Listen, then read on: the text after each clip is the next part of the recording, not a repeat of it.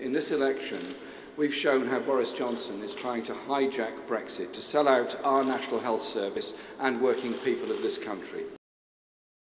Last week, we revealed the secret plot to sell out our NHS as part of a toxic trade deal with Donald Trump, which could mean the NHS paying up to $500 million more per week for medicines from the United States and other places.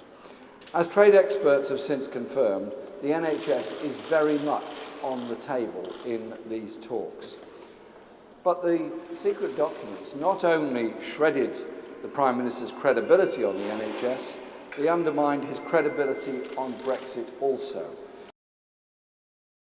Johnson has said definitively, and I quote, "There will be no checks between Northern Ireland and Great Britain under his deal." He told the people of Northern Ireland to their faces, there will be no forms, no checks, no barriers of any kind. You will have unfettered access.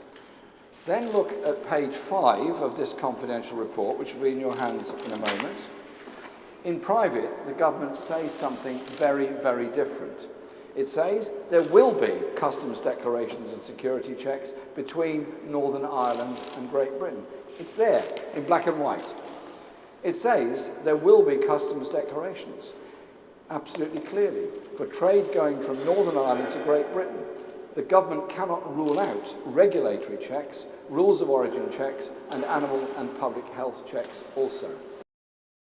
For trade going the other way, from Great Britain to Northern Ireland, there will be all of the above, plus potentially damaging tariffs. This drives a coach and horses through the Prime Minister's claim that there will be, in his words, no border in the Irish Sea. It's simply not true.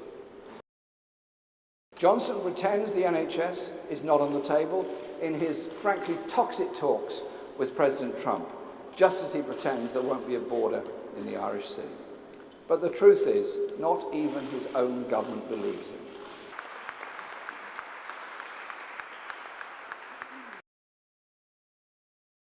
On the question of the deal, I mean, I've always been very clear where I lie on this, and I voted Remain last time. I'd do it again.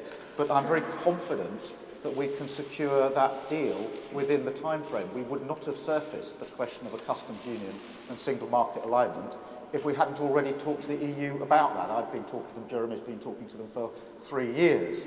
I'm confident that can be secured. I'm very confident it can be secured both as to the content and the timetable.